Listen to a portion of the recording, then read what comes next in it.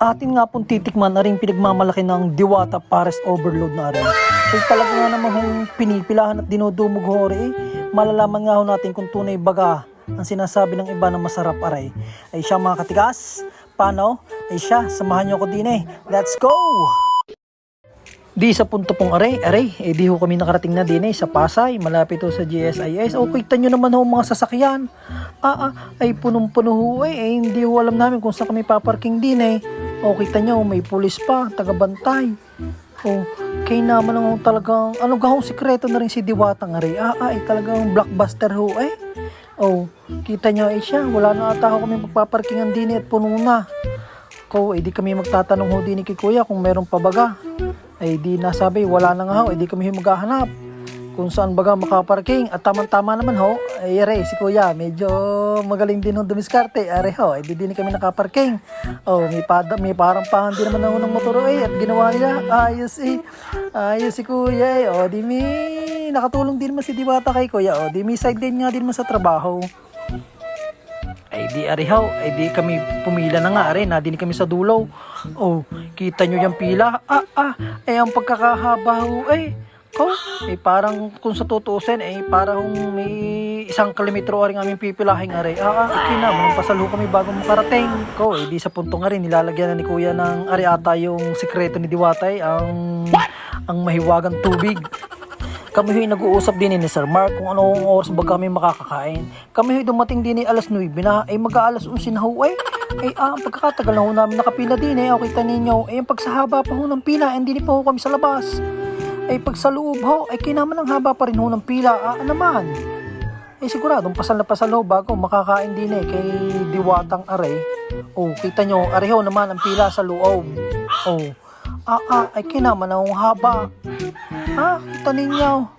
Talaga hong parang hindi na makakain ng ayos sa sobrang nalipasan na ng gutom sa habang piyangan yung mga aking kasama si Sir Mark. Kita nyo kaway gutom na ho. Ayun, mabuti pa rin mga ray talagang natimos na. Kung naman ang isang pagkakalakas 2 kaldero ubos ng ubos ho yung kuha uli. Pagkakalakas ho talaga na rin kay Diwatang Parisan Ari naman sa puntong di ang barbecuehan. Kaya naman tingin pa lang yung malinam na. Ari naman ang pritusan ng sike ni Diwata. Sike, kita nyo yung lalaki. Yung mabuti pa rin, sina ate. Ari, aming nakakwentuhan din habang kami nakapila, pampalipas ng gutom, kwentuhan. Yun. Di shoutout sa inyo mga ate. Di habang kami nakapila, hindi si kuya, pinapaliwalag ang tamang gagawin. At kung order nyo, medyo mag-aantay nga lang po kayo ng matagal. Hindi pala pila ng sike, hindi na. Pero kung talagang marami kayo, yung iba na lang papilahin nyo, yung iba hanap na ng pwesto. Abang-abang na sa lamesa, kung gusto nyo lang pong magantay Hindi, kami habang nakapila. Kita nyo, hindi na maipinta mukha sa sobrang gutom na ho. Tapos kita nyo, di kami nakapila kanina sa labas. Kita nyo, para hindi nababawasan na ang tao mayat maya ang dating kaya garning karami. Kita nyo, nasa labas yan, punong-puno pa rin Dapat ika nga na rin kasama kay doon na kami nakakain dini sa kabila, dini kay Encanto, ari yung tapat ni Diwata. At medyo kakunti pila. Dapat doon daw kami lumapang. Ari naman kasama ko. Sa sobrang gutom kita ninyo ang gagawin. Pinupunasan na aring kanyang sikin.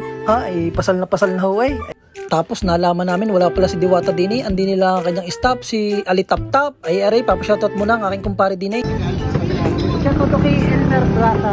Elmer Brasa, shoutout po. Nandito na po si, ano pa naman kuya? Katigas. Nandito na po si Katigas sa Diwata Pares Overload. Dito po sa Jukno, Pasay, Boulevard City. Mahilig salita po. Mama. Bati na kayo doon. Binibigyan pa pala ng ATM din bago makakuha ng overload. Wala ng sikin, naubusan tayo ng sikin.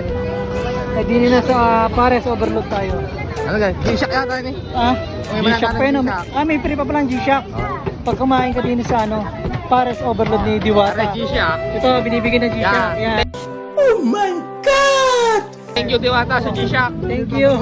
Joke lang po yan na. Alas 6 na. Alas 6. Tapos, Alauna na. anong oras na? Alauna na Ulang ang lupit. Nalay pa Sobrang daming tao kasi sa kuya Walang talagang grabe ang lakas, Diwata.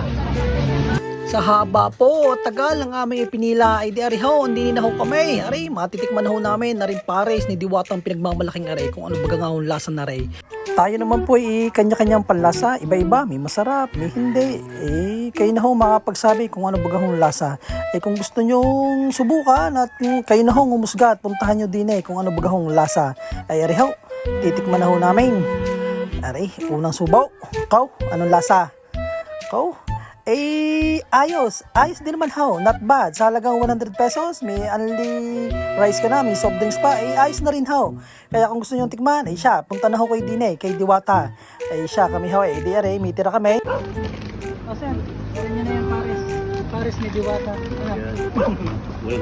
Salamat po sa pagbabantay.